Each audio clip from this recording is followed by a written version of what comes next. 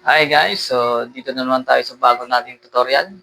So may nag-comment kasi na may tutorial po ba kayo ng pag-build ng power bank. So itong power bank na ginawa ko, gagawa natin ng tutorial. So panoorin nyo hanggang dulo. Let's go! So hi guys, so ito, nabalatan ko na siya. So explain ko na lang kung ang mga board niya. Tatlo kasi yan, yun. So explain ko ulit. So itong una, ito yung BMS.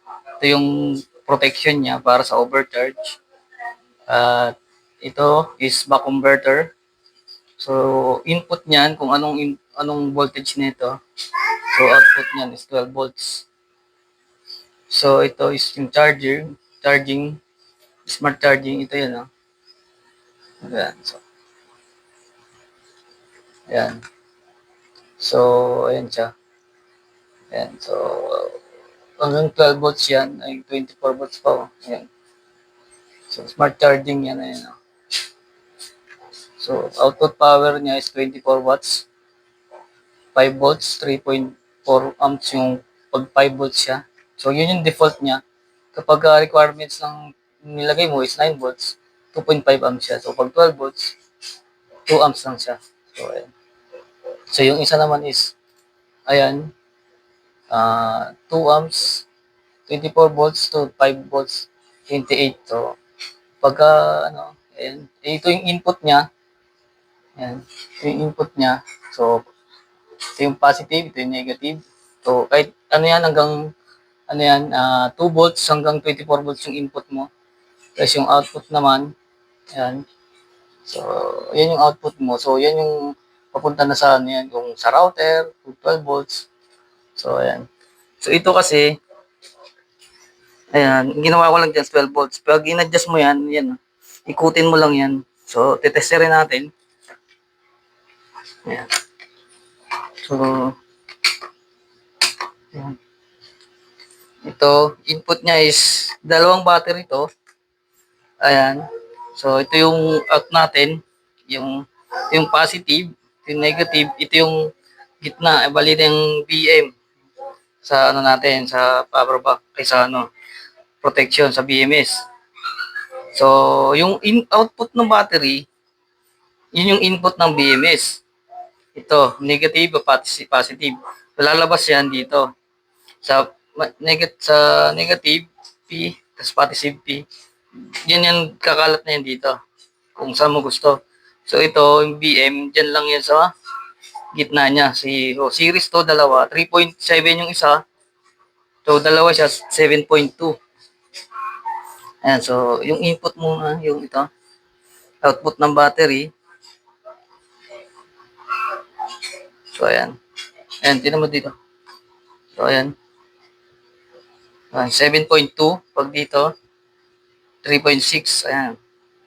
So, syempre, ito yung input ng battery, output ng battery. 7.2. So, lalabas yan dito. Yan. So, 7.2. Ito yung gitna. So, dapat 3 point ano lang yan. Yan. Negative yan.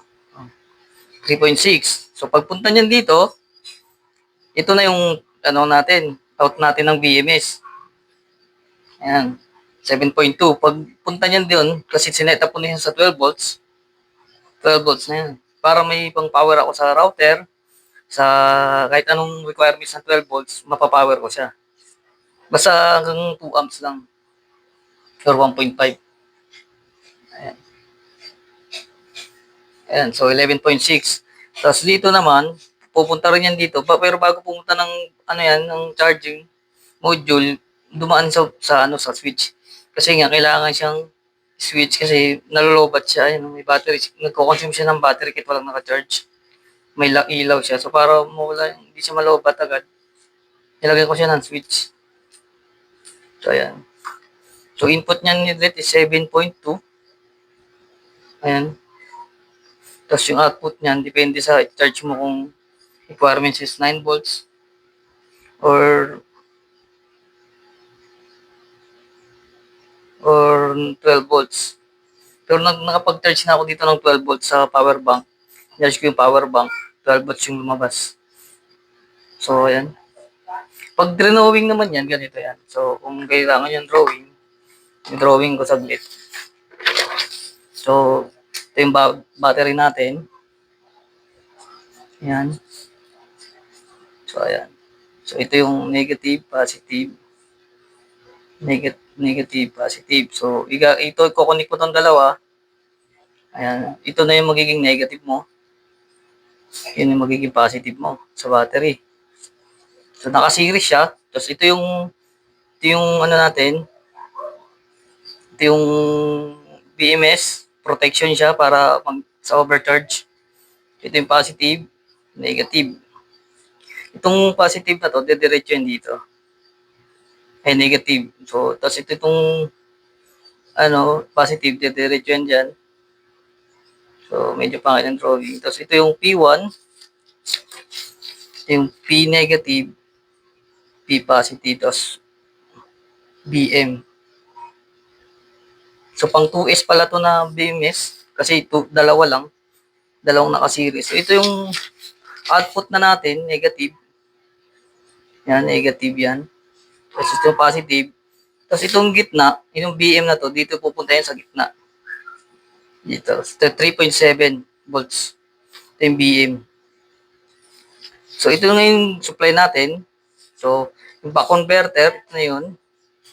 So, ito yung negative, ito yung positive. So, yung negative, dito mapupunta. Kunyari, dito na lang, baliktad na lang natin. Ito yung positive to negative. So, ito yung positive, pupunta dito. Dito. Yan. So, dito yung positive, negative. So, ito na yung output mo ng back converter. So, depende sa'yo kung anong gusto mo. Ikutin mo lang to. Hanggang 24 volts naman yan. Kung ano ipapower mo. Ako kasi naka-maintain na 12 volts yan. So, ito yung charger module natin. So, ito naka-connect lang to dito. Kinonnect ko lang. Tapos ito negative. Nakalagay dito. Negative. Tapos positive. Tapos may switch siya. Nilagyan ko siya ng switch. Para positive. Para na-on off siya. So, ito yung USB. Yan. So, kahit ano isaksak mo sa pwede siya na cellphone. Fast charging siya, fast charging.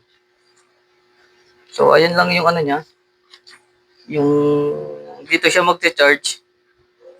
Yan. Ito yan. Ito yung charge. Dito siya magte-charge. So, ang tina-charge ko dyan is 9 volts. 9 volts positive. Negative. Positive. So, ito yung kahit sa yung router na power niya na sa router. Pwede yun. Dito mo siya i-charge. Dito. So, pag nag-charge na siya, magka-cut siya. Pagka na niya yung mga 8 to eh. 8.2 ganun. Yung maximum niya. Magka-cut na yun. Hindi niya abutin yung 9 volts.